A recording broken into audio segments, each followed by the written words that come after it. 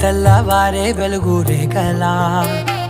పచ్చ పచ్చ పచ్చి మట్టి బొమ్మలా అల్లి బిల్లి వెన్న పాల నురగలా అచ్చ తెలుగు ఇంటి పూల కొమ్మలా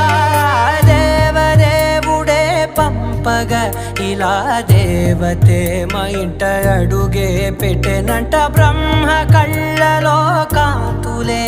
మా అమ్మలా మా కోసం మళ్ళీ లాలి పాడేనంట.